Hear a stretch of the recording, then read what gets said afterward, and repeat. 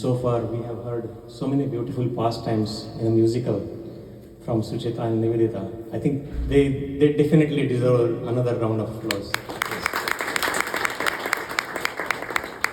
So when we think of Krishna, these are not only his leelas in Vrindavan or the Dwaraka or Mathura, but we also think about his divine message he gave us, for all of us, through the medium of Arjuna on the battlefield of Kurukshetra, and that we all know as Bhagavad Gita. So on this auspicious day, we'll just try to listen or see how that message is relevant all the time, not necessarily about 5,000 years ago, but even today, because it is eternal message.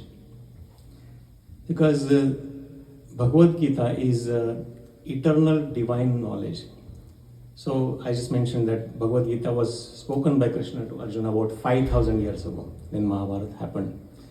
But in the Gita itself, he mentions that imam vivasvate yogam proktavan ahamavyam vivasvan manave praha manurikshva kave avabravit. So that he says that I have given this same science, spiritual science or knowledge, to sun god Vivasvan, and that was about few millions of years ago. So that means that this was not the first time that Krishna spoke Bhagavad Gita to Arjuna. It was given to sun god Vivasvan many millions of years ago. So this knowledge of Bhagavad Gita, the message, is eternal. It is timeless. It was valid or applicable millions of years ago. It was applicable 5,000 years ago. It is applicable even today. And it will be applicable for the time coming, for time immemorial. So sometimes we see that, oh, that was 5,000 years ago. That's why, how can this be relevant message? But that is not true, because it is eternal message.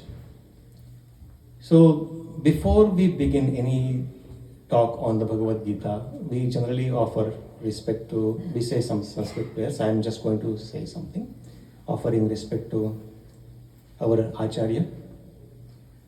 Om Ajnanatimirandhasya Jnananjana Shalakaya Chakshuron Militam Yena Tasmai Shri Gurave Namaha.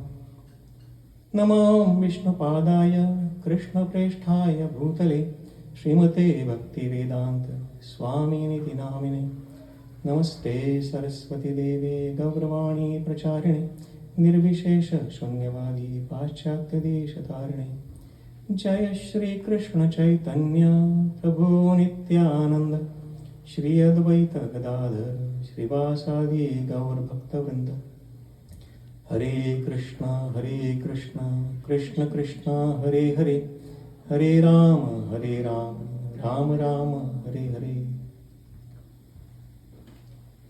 So there are so many verses in the Bhagavad Gita that talk or give us some message that is applicable for today. So I'll just touch a couple of them depending on as the time permits.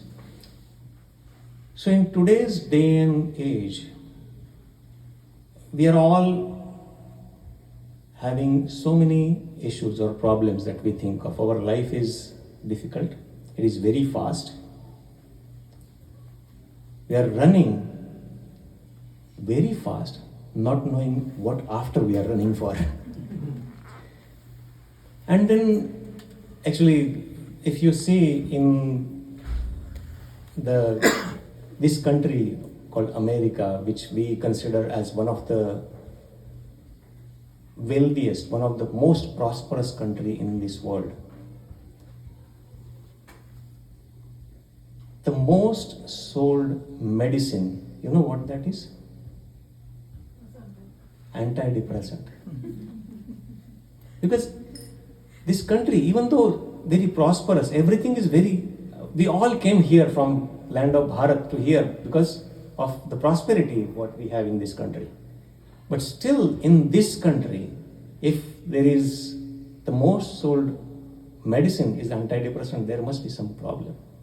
It must be the happiest country in the world if it is prosperous. But that's a big contradiction.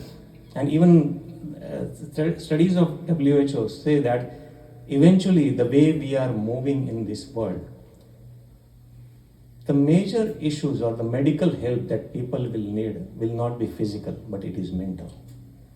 Mental illness is very, very moving faster.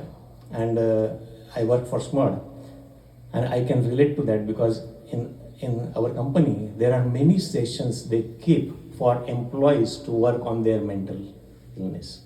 They have session how you can prevent mental illness. And this is because of the stress what we get, because of we don't know what we are doing, or we don't know what the goal of life is. Why are we even living? We just come here, live for some time, give birth to children, run after them, and then eventually when they are gone, we call empty nester, and somehow or other we leave this world not knowing what we were here for. So all this we learn from Bhagavad Gita. So I was going to touch at least 2 verses today, and depending on the time we will take some question answers. So one of the reasons that Krishna says to Arjuna is we all have misplaced definition of success or the expectations.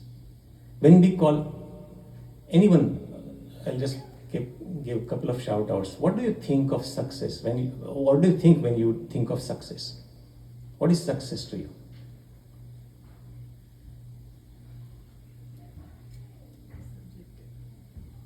When we achieve something, yeah, it is different for different people. When we achieve something, when we attain some goal, when I pass, for a student, when I get some college degree from the college I dreamed for, or when I get a job, or when I get my dream car, or a dream house somewhere. That's what we call success for, achievement, something that I have achieved. But that is not the definition of success that Krishna says in the Bhagavad Gita. And that's why, because we are running after something that is not in our control, we get depressed, we get sad, and that's what one of the causes of our distress or frustration and unhappiness. So the famous verse that you probably have known from Bhagavad Gita, 2nd chapter, 42nd verse. Karmanye vadikaraste ma phaleshu kadachana ma karma phal heturbur ma te sangostu akarmani. And that gives how we are all working, irrespective of what we are doing. Even for living, to maintain this body, we have to work. But Krishna says, karmanye eva adhikaraste, that you have right, adhikar, to do your work. So you can perform your work, you can do your work, but ma phaleshu kadachana, but no, you do not have a right on the result, phal. Very depressing statement actually. If I am working so hard and I have no right on the result what I get, or I have no control on the result I get, then it's so sad, right? How many of us we want to have control on the result what we get? Every one of us. But unfortunately not. There are many other factors involved in the result, not just us. And actually in 18th chapter he says there are 5 factors and they are all different. And I am not even one of them. So if I do not have control on the result of the work I am doing, then when I get result or I don't get result, I should not be worried about that. And he further says, karmanye vadikaraste ma phaleshu kadachana ma karma phala heturbhu. That do not think yourself as the cause or hetu of the result that you get.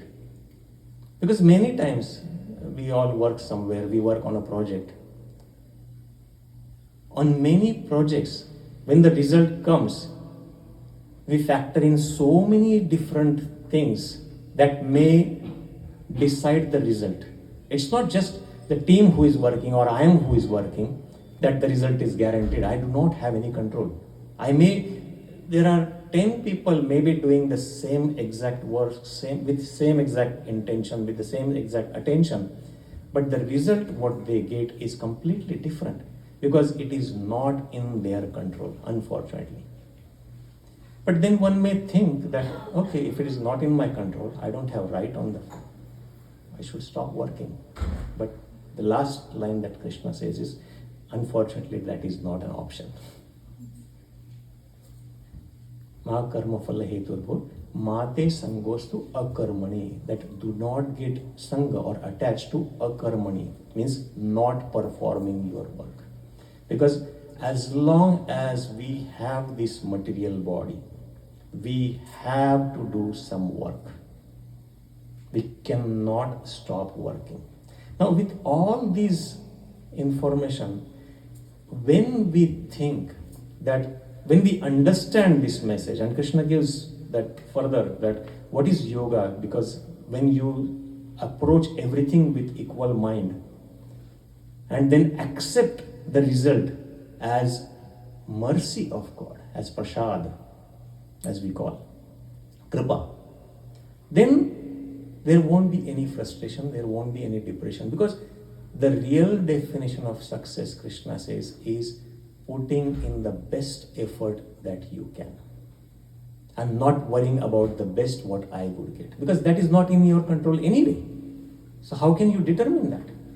If it is something that is not in your control, and if you are going to decide your happiness on that, that's completely a misplaced definition of success. So as long as I can put in my best effort to what I am doing, I am successful. It doesn't matter what the outcome is, because I gave my best shot. I gave my best to what I am doing. So that was the one part. And then the other part I was thinking is, there is another verse in the 6th chapter, 17th verse, where it talks about balance in life. How many of you think that my life is out of balance?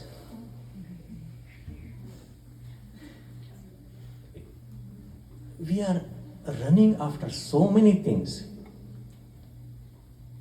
always shifting priorities, juggling the balls. We don't know how many balls, we cannot even count. And still making sure that I get the best. That's a balancing act. And unfortunately, we have lost our balance in particularly today's day and age. Because many times I see people don't even have time to eat, which is one of the most important things to live a healthy life. We don't have time to sleep. Many people don't get enough sleep because they are working night, catching up something. And then next day morning they have to get up early because they have to do something else that they have planned. There is no time. So Krishna says in the 6th chapter, that is called Dhyana Yoga, or the process of yoga, when he's explaining to Arjuna, that Yuktahara Viharasya Yukta Chestasya Karmasu Yukta Swapnavabodhasya Yogo Bhavati Dukkhaha. Yukta Ahara. Our ahar or eating should be regulated. Yukta. Yukta Ahara. Vihara, our recreation. We engage in so many recreational activities, but that should also be regulated. Yukta Chestasya. Chesta means the prayatna or the effort what we get into. They should also be balanced. Because many times we see even young kids, they get into so many things and they work so hard on so many things. They get stressed out. They don't have time for themselves. And actually, by doing that, to some degrees, we parents are also responsible. And by engaging in them in so many activities, we are killing the creativity. And we don't know what their qualities, and we try to force them in certain things because of competition. Competition is the peer pressure of society today. Because every kid is doing that, I must do that. Or because everybody is running after something, oh, I must get that, otherwise, what is that term called? FOMO? Is that term? Fear of missing out. Oh yeah, otherwise I'm missing out something. FOMO. Because, oh, everybody is doing and I am not doing, that means I'm missing something. That's the reason. So we lose all the balance of the life. So yukta ahara, yukta vihara, yukta cheshtasya karmas, yukta swapna bodhasya. For sleep also, we need to get certain amount of sleep. And that could be different for a different person. But we have the best gauge of the sleep is when you get up in the morning, you should feel fresh. And even the medical science says that we should get at least 6 to 8 or sometimes 9 hours of sleep every day. And when I say sleep, good sleep, not just lying in the bed and thinking about something.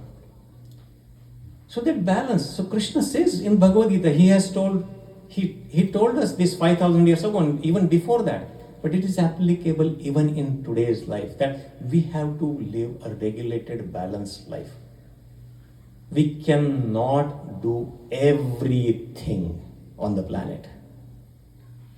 We have to prioritize things and make sure that our priorities are right and concentrate, focus our time on those priorities which will elevate us materially and spiritually. And there may be some sacrifices we have to do. There may be some things that we have to say no to. We have to say, yes, it is enough and I should be satisfied with this. I should be content with this. And that is the most important thing, balancing of life. And both these things come when the very first thing I started is when we know what is the goal of my life. And that is the real message, core message of Bhagavad Gita actually.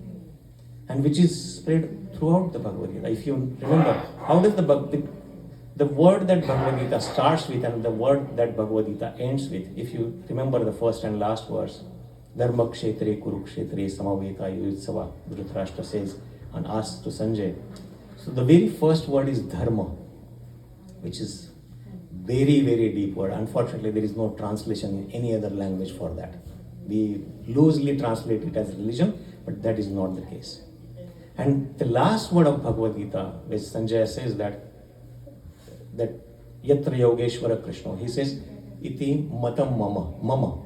So between dharma and mama means dharma or my duty and mama means my.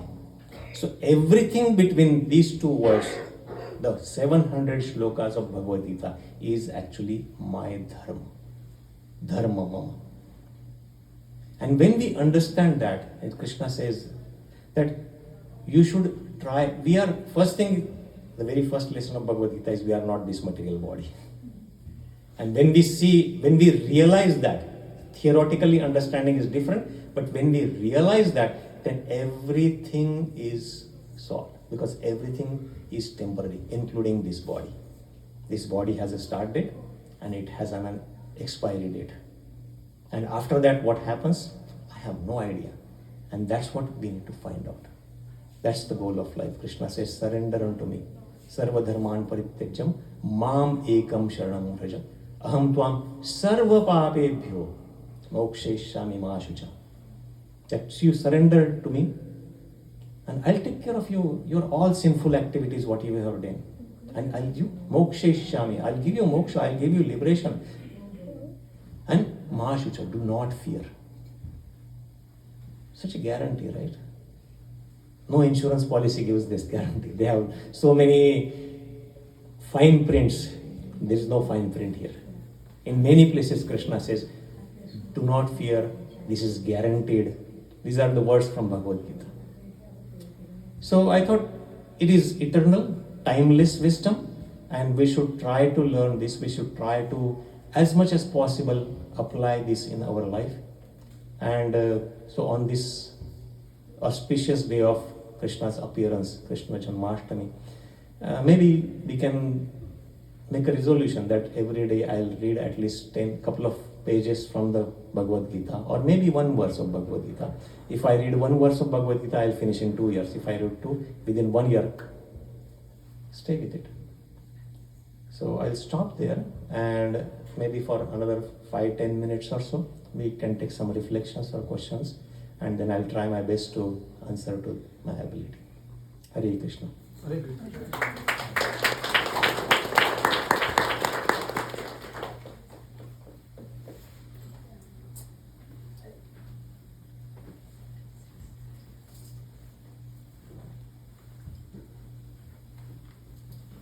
Any questions, comments, corrections? Please.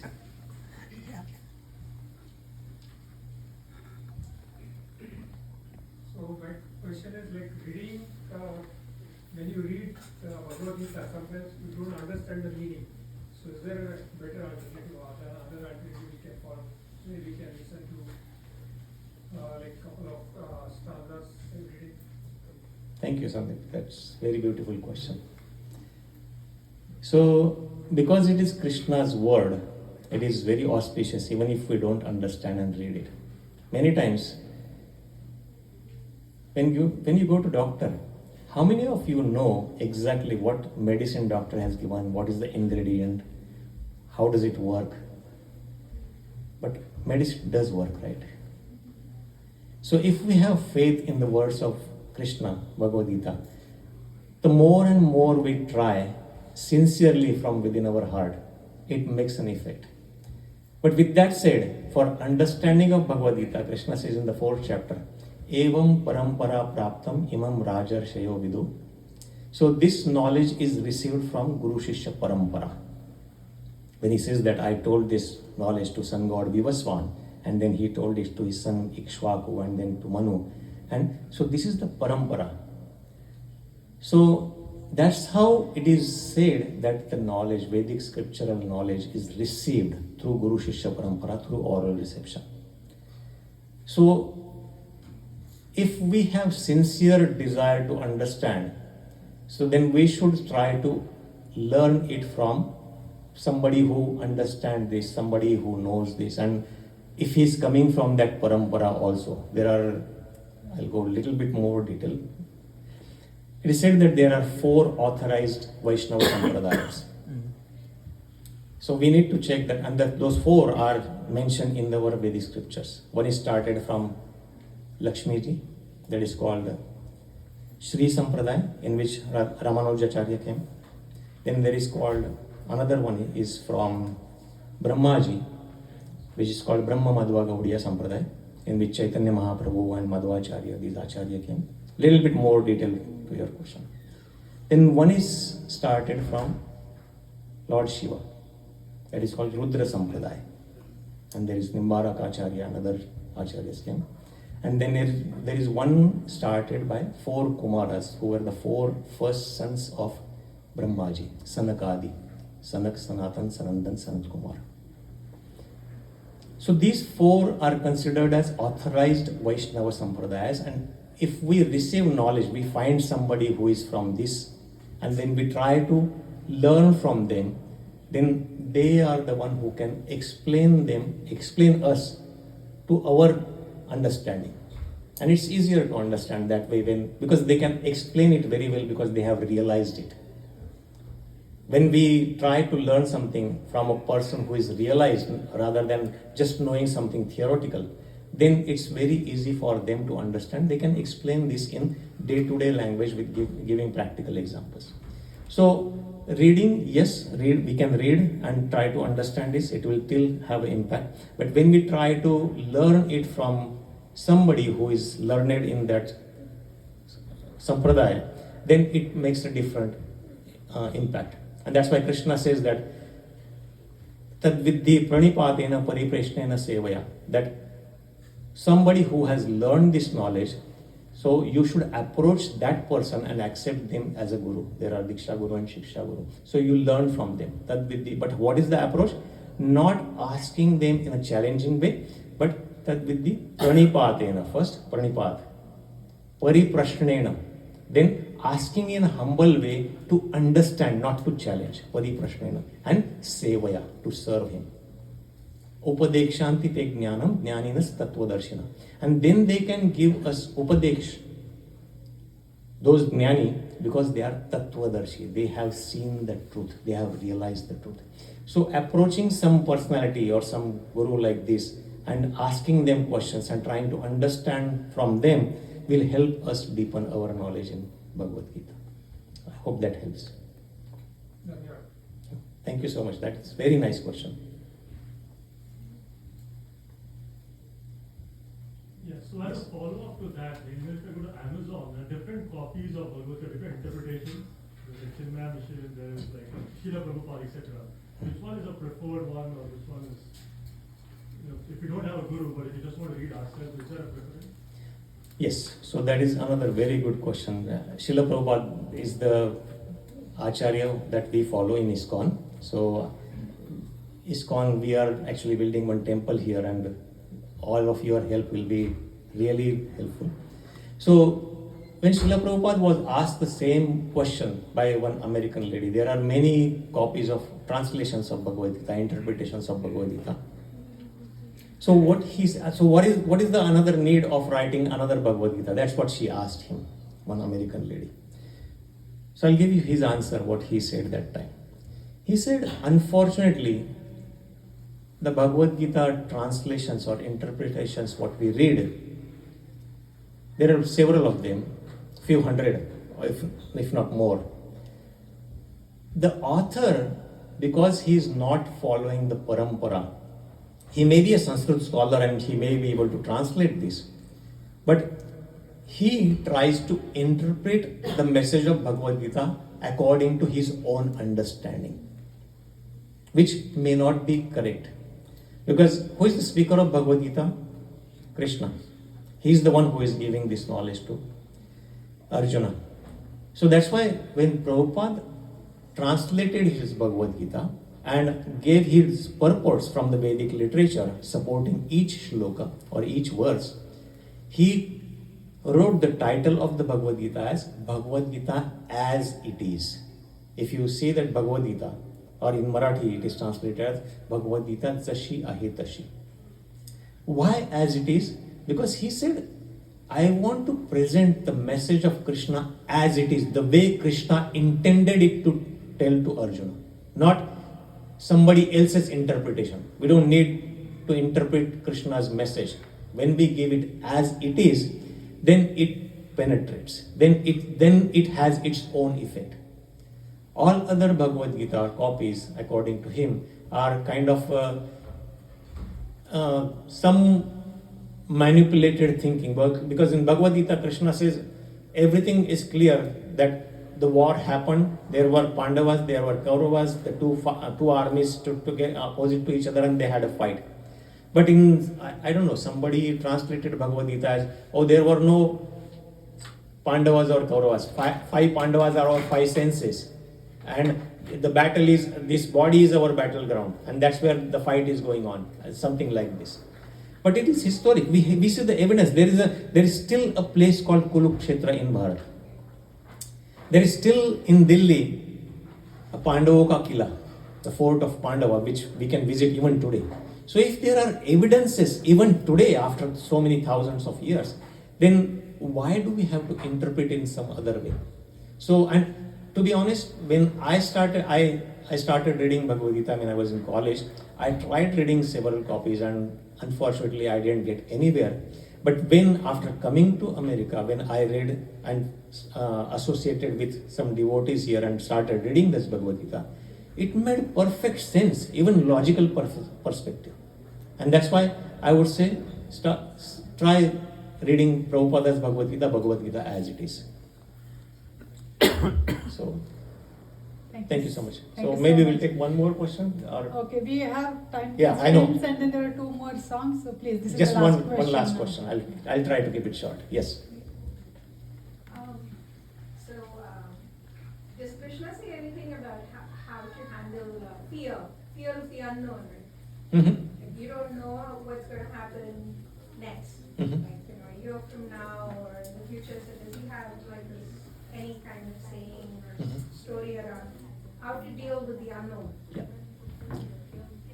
So how to deal with the unknown? Unknown comes mostly from, actually there is very beautiful verse when Krishna says that what is the, how can one get my devotional service or bhakti? Because that is the essence of Bhagavad Gita. So he says, Brahma Bhuta Prasannatma na shochati na kankshati sama sarveshu bhuteshu mad bhakti labhate param. So Brahma Bhuta, when one is on a spiritual platform, first thing we need to understand is that I am not this body. I have this body. I am not the body. As long